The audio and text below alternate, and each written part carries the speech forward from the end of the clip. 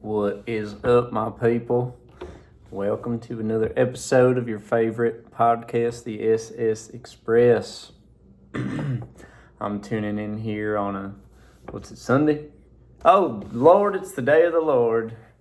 Thank the Lord for that one. Sunday, the day of rest, rejuvenation, the day of, just chilling the fuck out, because all week, I think we get too riled up, doing a little of this, little of that. And, I've been wondering about that. That's why I wanted to tune in with y'all here on this fine afternoon. About what are we really doing in this life here? What's it about? What's it for? If for anything, if it's about anything.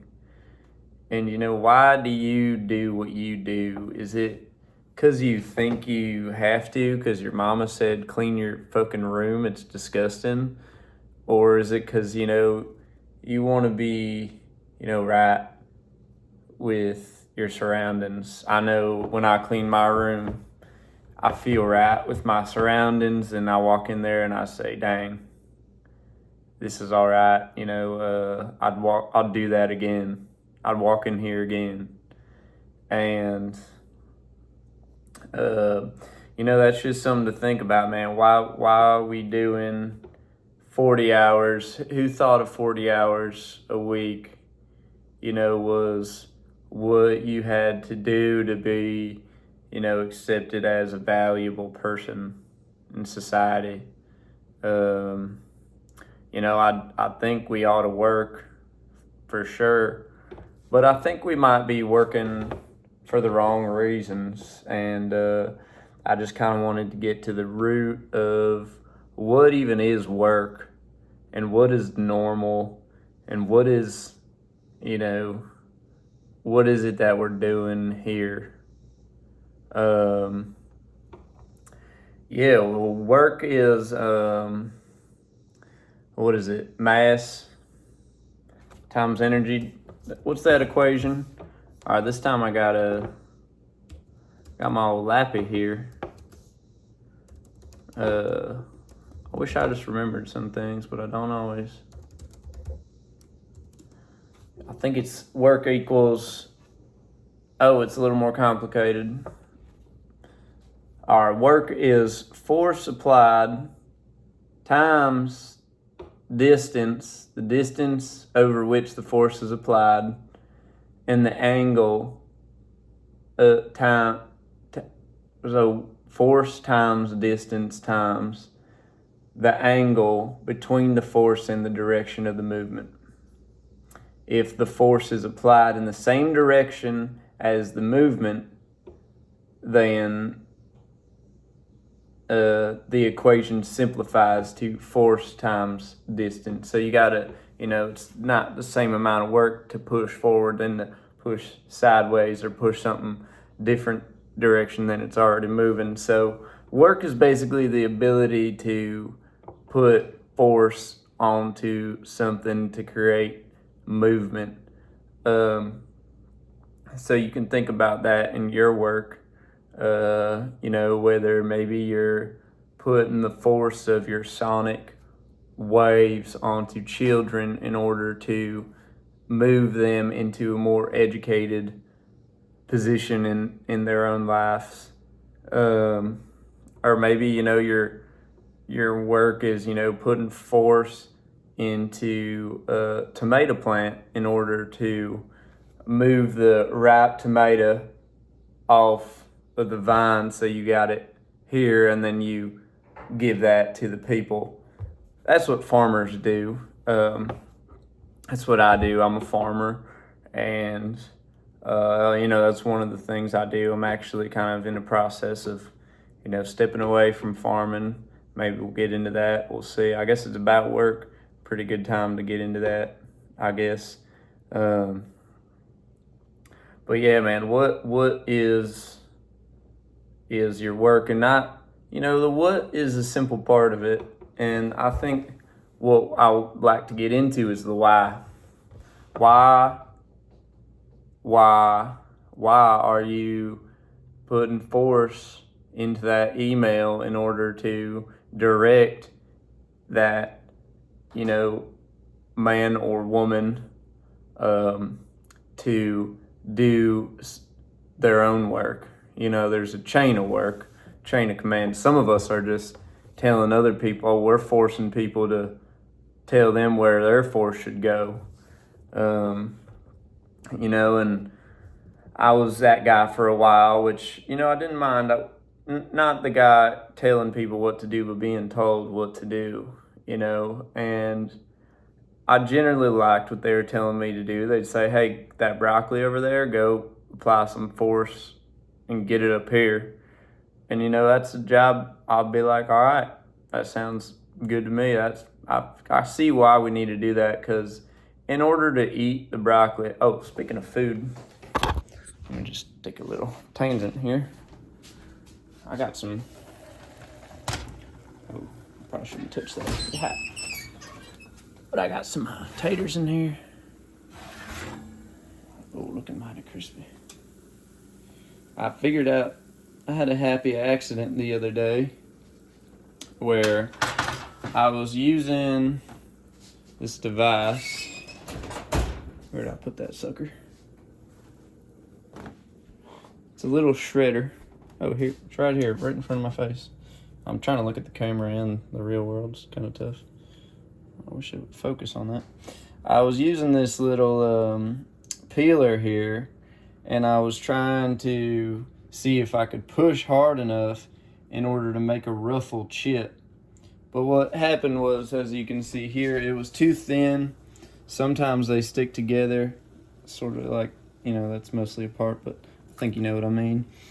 But instead I just shredded these, and they get real crispy, which I love a crispy potato. I don't know about you, but they get real crispy, and you put a little oil on there, I've been really into the smoked paprika with some salt, and that's kind of the base. Sometimes I got this Ethiopian spice blend, make a little spicy, make a little more interesting, or sometimes some curry powder. Really, you can't go wrong though. Some rosemary would be great, I'll tell you that. But yeah, it's real easy, delicious snack, or have it as a side, or get some ketchup and just, have yourself a snack. Highly recommend. Well, yeah, I got that cooking up. I got some tomato-based sauce in here with some cabbage and celery and peppers. And, now that we're on the topic of food, might as well, I'll give you a little peep of the garden. Maybe I'll do an episode out there. I definitely plan to do an episode out there. Yeah, let me get my drink too. Got some juice. But yeah. So I kind of been transitioning away from someone telling me what to do. As much as I like that, sometimes a dose of it's good. It kind of, can start to piss me off. And I don't really like being pissed off. When I'm like that, I'll go, this isn't all right, and that's not really what I'm going for. I believe every little thing is going to be all right, like Bob Marley, told us. But sometimes there's a long window or chapter where things aren't all right.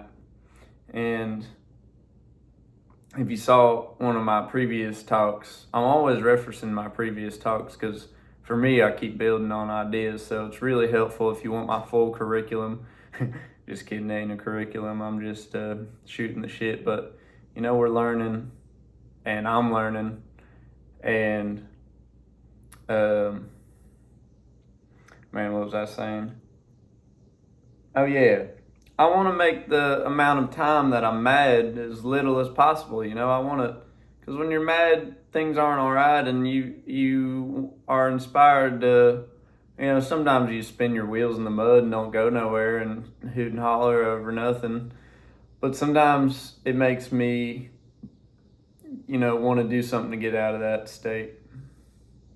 So I think, having the right work and having, if we are that person who's being told what to do, we like what we're being told what to do. We like the tasks we're given. And like I said, I like that because I like farming and I like, doing all that. But sometimes, you see something and you want to do that because it looks, I like to play what I see. I was born playing soccer. I still play. It's a great game. And some you'll hear a coach tell you is play what you see. You don't got to turn your head backwards and try to play what you're not seeing. I mean, you got to be aware. You got to know where you're at, but don't make it too hard. If you got a wide open pass in front of you, just go for that. Might as well keep him moving, and then he'll play what he sees. You could pass, you could run. Most of the time in soccer, interesting thing, you don't even have the ball. Think about that. You're just running around. But you know why? Because the ball might come to you some point. So you got to move to where the best place to get the ball would be. And, man, what? Where was I going with that? I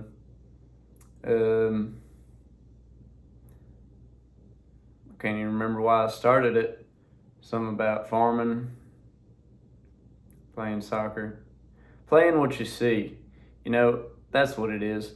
If I see something that really needs to be done, I like to just go ahead and do that. But sometimes, the boss man, he got his own priorities, which, I respect, I get. It's his job to his or her job to,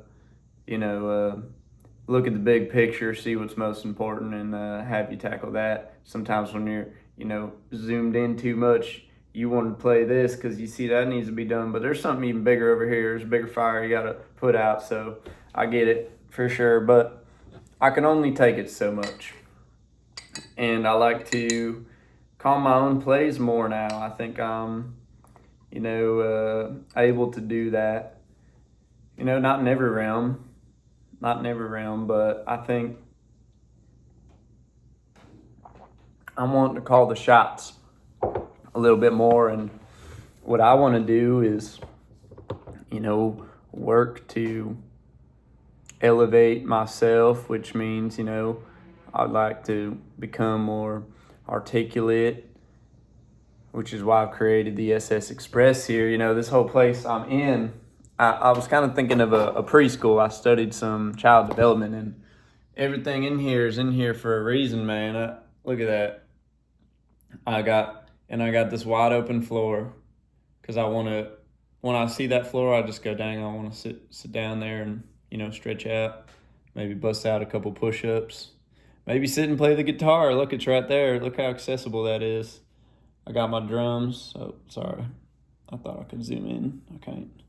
I got my drums over there. I got my ship wheel. Normally it ain't there, but I was making some pretty sweet forts with my friend and his daughter yesterday, and we made a ship. And this boat's really all about, being a ship. There's the helm there, and I'm sailing the mountain and sailing toward a higher place. And what does that mean? What's a higher place? A higher place, there's less gravity here on Earth. Higher you get, the less gravity. On the moon there ain't much gravity because that's a smaller mass. So the moon's pulling you in a little bit, but not too much. I think we all know that. But a higher place, and it ain't about being spacey or being an airhead, although sometimes that's pretty fun. You want to have your feet on the ground, but your mind in the clouds. And what that means to me is you're not chained down by a thought or an ideology or what people telling you should do. You're just kind of, you're sailing your own ship, and you're feeling the wind where you're at, and you're deciding when you need to tighten the sail or loosen the sail. And I think that's empowering. There's that man, I'm bad with names. Erikson was his last name, I believe. He was was a psychologist, something. He studied children. And you'll notice I got a lot of different, voices that are going to come through. Sometimes I'll be talking like this, and sometimes I'll, pivot. So just don't worry about none of that, because how it is what it is, and that's how it's going to be. And that's all right. But something he said, there's the different stages of development. And actually, I know a few of them, but in each stage of development, there's a different challenge you got to overcome. And there's 8 stages. And I think they're pretty interesting. I think it's a cool idea. Erik Erikson. See, that's why I couldn't think of his first name. It's the same as his last name, which maybe it's why I should have remembered it, but I felt like I was kind of saying both when I said just Erikson, because it's basic Erik Erikson. I never heard nobody with a name like that. But all right, here we go. Here's a synopsis. I'm getting some information off ChatGPT. I found that pretty helpful for, quick, simple things. I know people got their problems with it, calling it all woke and whatnot, but I don't know. It's a pretty good tool for a lot of stuff. So I ain't too worried about none of that. But Erik Erikson was a developmental psychologist. He proposed 8 stages of psychosocial development that people go through from infancy to late adulthood. Each stage presents a conflict that must be resolved for healthy psychological development. Here are the stages. Trust versus mistrust. That's from when you're a baby to when you're 1. You're in a new place. You're like, what is going on? And, hopefully you got your mama and your papa. I know it ain't always the case. We'll work with what we got. But hopefully you got someone around you can trust. Someone that's going to feed you and make sure you don't bang your head into shit, because you can't really control it when you're a baby. Man, did you hear my neck crack? My neck could be cracking, but that was a good one. Dang. Your head just kind of flopping around when you're a baby. You ain't got much neck muscles yet. So you wonder, can I trust this new world? Why would I trust this new world? I came out crying. It's so bright. It's kind of intimidating. I was just, in heaven or wherever babies come from. And, you start to wonder when you get in this new place, what is going on? Is that guy? I knew I was good and where I was before. I had God and, Jesus and, the Lord and, all of them. And you felt safe and supported. You could trust them. But in this new realm, you don't really know what's going on. So you got this question, can I trust this person, this place? And hopefully, you overcome that. You learn, I can trust this. I got a good mama. She feeds me straight from the teat. It's raw. There's nothing, no chemicals. I think I could trust this place and this woman and these people and this place. Anyway, I think y'all get it.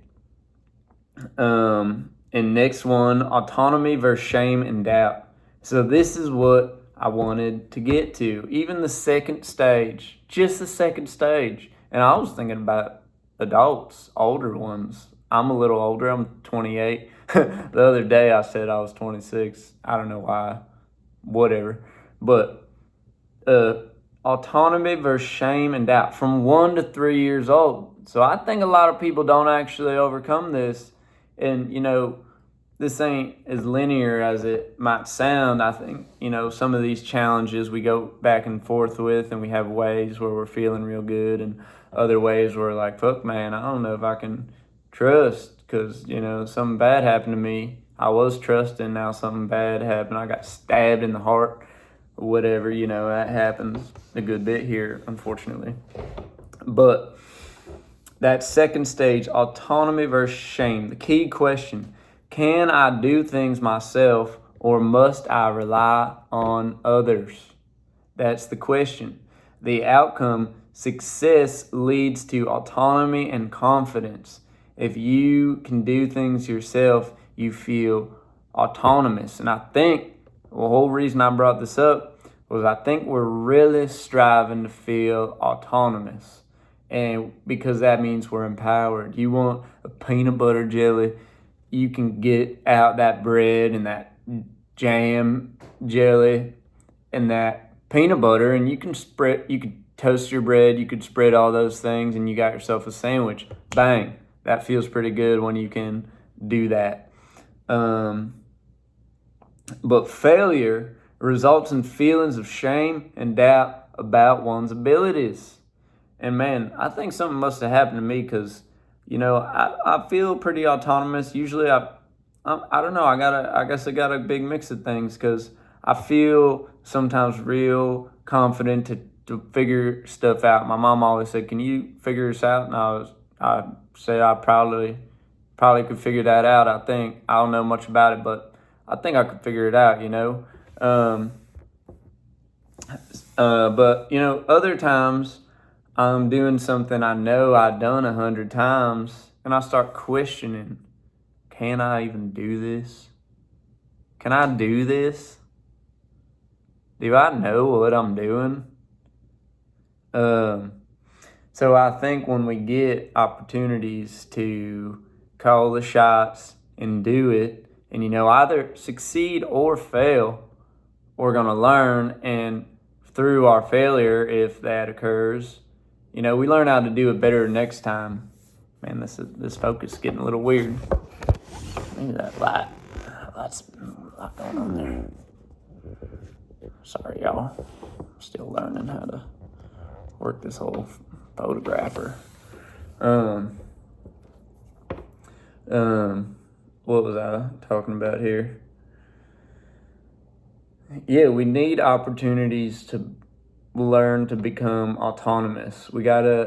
And we get that too through successes. So that's another thing, your parent can help you out with. They give you the right level of challenge that, you can figure it out. You might have to try a little once or twice, or who knows, but you figure it out, and then you realize I can do things. And I think when our boss is always telling us, you fucked up, you gotta try again, I think we start getting that shame and that doubt, and we think we're not so valuable because we're not autonomous. We can't do things ourselves. And I think some other times too, we think that about ourselves, maybe for some childhood reason, or who knows what. Maybe in our last life we weren't, doing all right, and that carries over. But that's a different conversation. Rebirth and all that. But I'm into it, and I think there's a lot of momentum. Just look at our DNA, man. I mean, we all came from thousands of years ago. Someone was living and succeeded. So think about that. You had hundreds, thousands of people that made it all the way through just so you could pull up, and because they didn't pull out, if you know what I mean. So think about all that success in your DNA. Even if you got some trauma in there, you got a lot of success. You're here. Tell me you're not here if you're watching this. Can't. So yeah, let's keep moving forward. The third, because I think this is pretty cool, and it keeps building. It keeps being more relevant to adults. Let me I think I turned this off.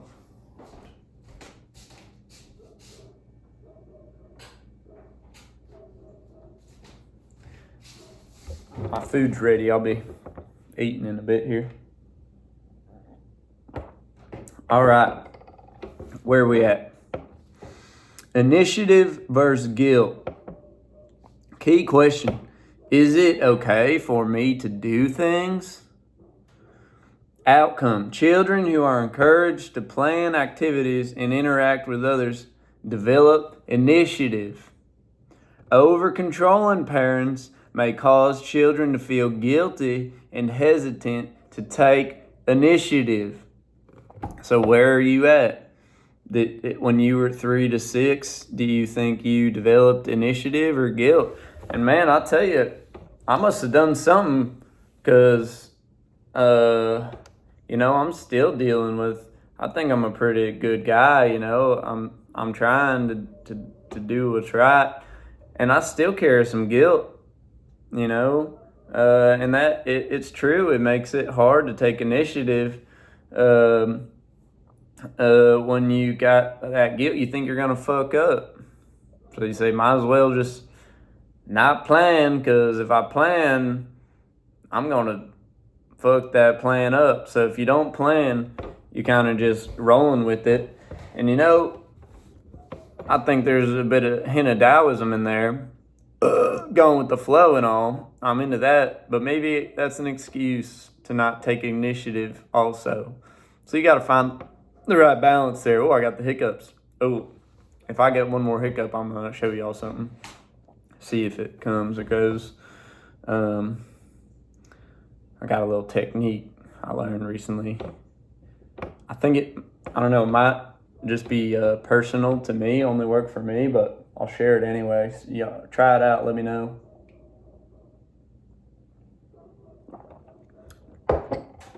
All right, number 4. Industry versus inferiority. From ages 6 to 12, the key question: how can I be good? Outcome: success in school and social interactions leads to a sense of competence, also known as industry. Failure or lack of encouragement can lead to feelings of inferiority. So it's kind of similar to the last one. If you don't feel competent, you're not going to take initiative. You won't be very industrious if you're filled with guilt and you got no initiative. So those feel very linked to me. Ages 6 through 12, because that 6 through 12, you got more autonomy. You're waking up, you're getting your shoes on yourself, and you brushing your teeth hopefully, and you're starting to, you can take a good bit of initiative. You got some good autonomy. You can start doing things for yourself more and more. But what can you do with your autonomy now is kind of the question. Are you industrious? You got ideas. Ages 6 to 12, what are you bringing to the table? And I'm just kidding. I didn't, that was kind of a joke, because, I don't think we should be, we're not breeding just workers, and I was just making fun of that, because sometimes it feels like that, and that ain't right. You'll notice me do that a lot, so just don't get too caught up in something I'm saying if I'm being ridiculous, because I'm probably making fun of it. All right. Identity versus role confusion. Adolescence. This is when you start, getting, your big boy parts and your lady girl things. And so ages 12 to 18. Key question: who am I and where am I going? I'm still asking that. I'm 28, 10 years later. Where am I going? Who am I? And the outcome is teens explore different roles and ideas to develop a personal identity. Failure to establish a clear identity leads to role confusion and a weak sense of self. So, man, that's a tough one, man. In these modern times, especially, I think, there's so many options. On one plane, there's so many options, and on another plane, it feels like there ain't, enough options.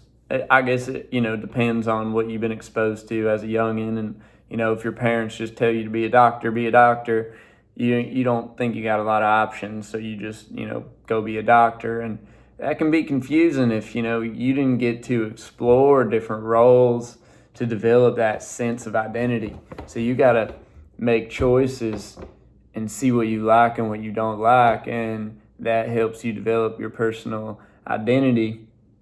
And if you don't do that, if you have a weak sense of self and you don't know who you are or what you're doing or where you're going. So I think back to getting to work, because that's what this is all about. And I think these all play a role for sure. If you don't know who you are and someone's telling you what to do, you might be doing that because you're getting a paycheck, and that's all right. But you're not going to feel fulfilled, and you're going to be wondering that whole time, who am I and where am I going, And you might even give up on asking that question, actually, if you're that deep in, not answering, then you might stop asking. So, and that's, where distractions come into play, and alcohol and, TV, and, we can live vicariously through other people who have an established sense of identity, and we feel almost as if we have that identity because we might be liking what they're doing, even though we're not even doing it, and we feel kind of good. We're like, dang, that's pretty cool. Matt Damon is really tearing these guys up in, the Bourne series, and you feel like you might just be a spy deep down, or, a detective or a fighter, even though you never fought in your life, but you feel some sort of sense of power from that. But what I'm trying to get at is here, it's better to have your own power come from you, and you should be able to get charged up from others and get inspired. But people shouldn't inspire you to be them.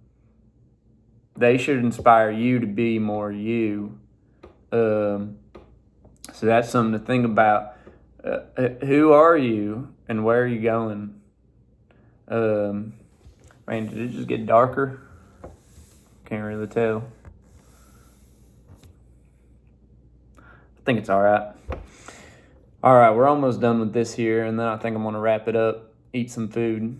But now that I've started this, I think it's a good can of worms to open up, and I got some other ideas I'm thinking about, but we're already 30 minutes in, so I think I'll tune in later and keep it going.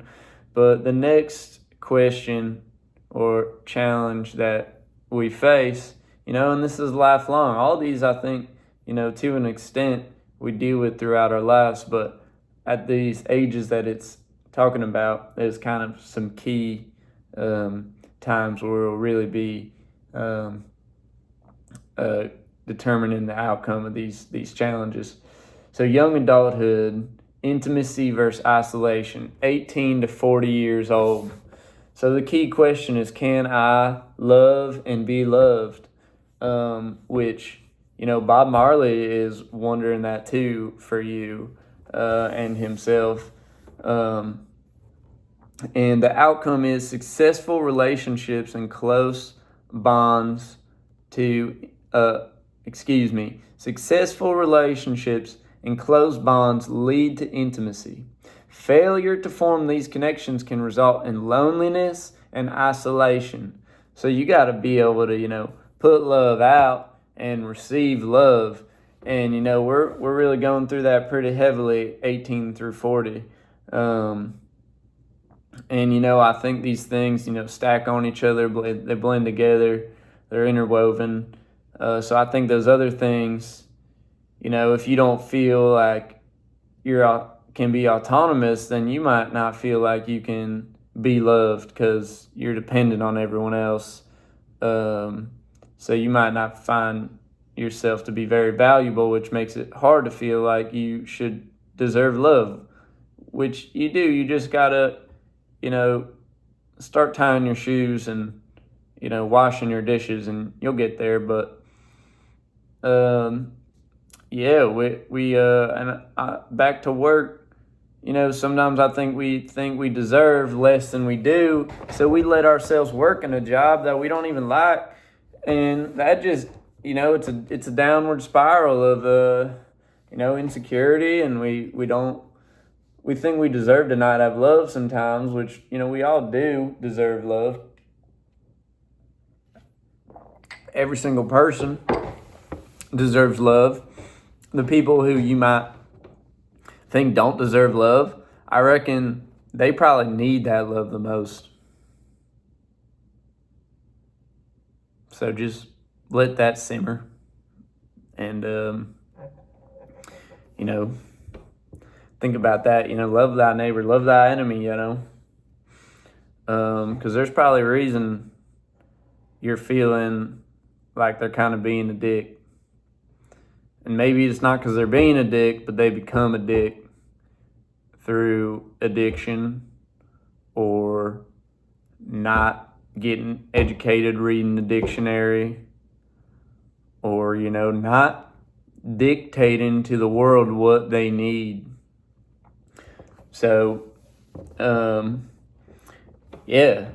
love in and love freely, and remember that you deserve love not only from your lover, but from your boss and your neighbor and your president. So don't stand for nothing less than love. If someone ain't loving you, keep on moving and love them. Crop dust them with love on your way out. Might change their whole world. All right, 2 more things. I'm getting a little lengthy here. I apologize. Hope you're having a good time. I am. I'm having a great time. I'm glad this came up. I didn't plan to get into all this, but it feels right. All right, 2 more here.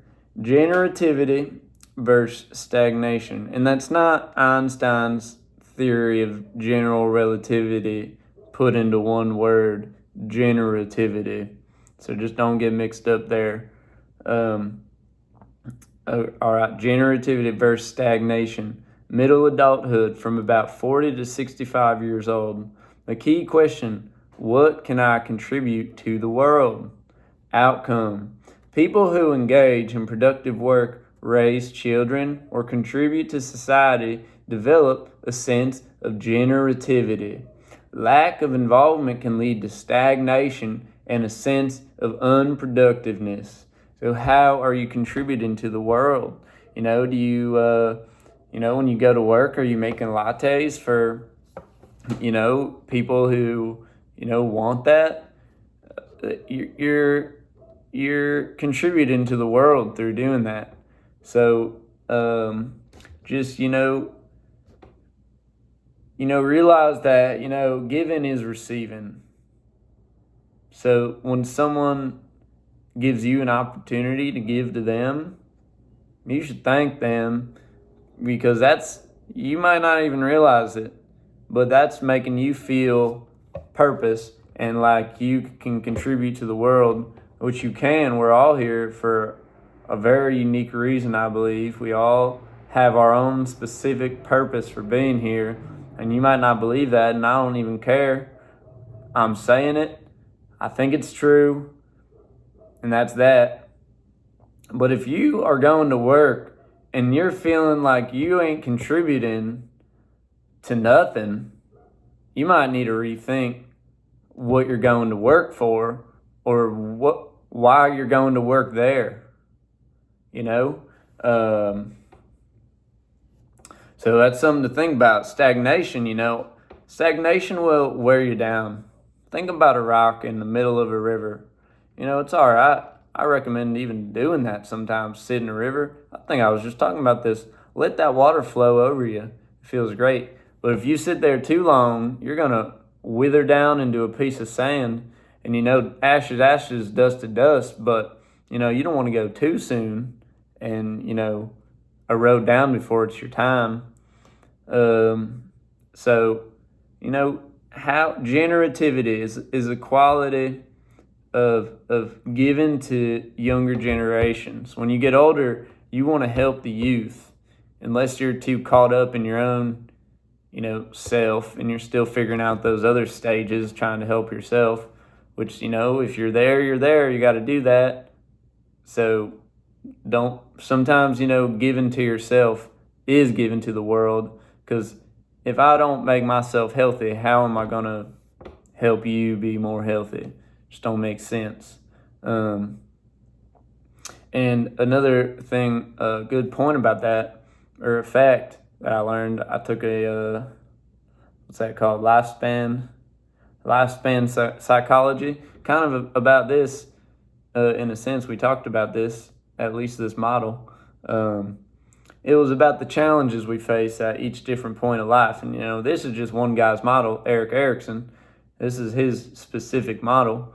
But, I think it rings pretty true, and I think a lot of other psychologists like it. But, it's just one guy's idea. It ain't locked in solid or nothing. But what was I saying? People, I think this says generativity to stagnation 40 to 65. Like I said, it ain't locked in solid. What I saw, though, was people over 60. The number one thing that contributed to their happiness, number one thing, was a sense of generativity.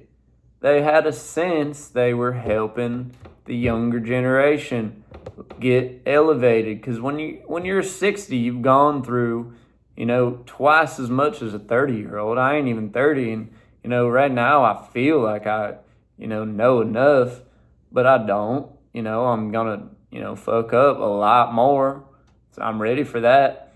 But I should listen to someone who's 60. Sometimes they're a little, but open your ears and your heart, and they'll tell you the number one thing leads to happiness: generativity. How they're contributing, not what they're getting. They don't really care about, they do care about that Social Security. They want something. They need what they need to live and be comfortable, and, get a few toys every now and then, a few new jigsaw puzzles, and, Sudoku adds up, $5 a magazine, whatever. But more than that, what's good is being able to give back. And that's a deep lesson, and a lesson I think we're going to keep learning over and over. So that's something to think about in your work. Do you feel like you're contributing to the world, or do you feel like you're just helping people get fat? If you're serving ice cream, I ain't against ice cream, but you don't want to do that all day every day, because you're gonna start to realize maybe this ain't what I should do all day every day. And I could give back another way. And maybe, that does fill your cone or your cup or your, whatever you've got, it fills it. And that's good for you. But I'm just I more put it out for a figurative, way than a literal way. So just ask yourself if you feel like you're contributing, and if you are, you're gonna feel good about that, and give yourself gratitude for. I'm grateful that I use these gifts I've been given to give back, and I'm glad I'm in a position to give back, and that I'm not the one that needs to be given to, because I was born in the mud and didn't have any parents. So, be grateful for the opportunity to give and contribute. All right, the last thing, and we're going to close this thing up. This is the longest one yet, going on 45 minutes. Integrity versus despair, late adulthood, 65 years and onward. Key question: did I live a meaningful life outcome. Reflecting on life with a sense of accomplishment leads to feelings of integrity. You gotta have your integrity. If people see their lives as unproductive or full of regret, they may experience despair. And I ain't pointing at you because I think it's you, but just to, amplify the weight of that. Despair is like a heavy brick that's going to knock you down to the bottom of the ocean, and you're going to, drown in that. So you don't want that. So again, meaningful life. Did you feel as if you, did what you ought to have done? And you don't got to read a book about, morality to know that. Your gut's going to tell you, your heart's going to tell you, your butt's going to tell you, if you're, constipated, maybe you were fucking up. It's just, that's just a thought, man. But, and here, another thing, that's the other one. Excuse me. If people see their lives as unproductive, so you don't got to think about productivity as what society tells you is productivity. Maybe being productive to you is getting, a nice garden in your yard. You ain't getting paid, but you're connecting with the land. You're providing for yourself, being autonomous. You're providing for your family, feeding them. That having a garden, possibly one of the best things you could ever do. I think as many people need to have a garden as possibly can have a garden. I got 15 by 15 feet back there. I got a lot of what I need just from that. I get a lot of food too, but I'm saying like cucumbers, peppers, any herb, sweet potatoes, tomatoes, kale, chard, beets. I got enough from my garden. And, that's productive to me. I didn't go to work that day. I worked at the garden. But fuck I need that for if I got all I need to eat. I got a house. I got what I need, So don't get too caught up on what other people are saying is productive. Make your own sense of productive.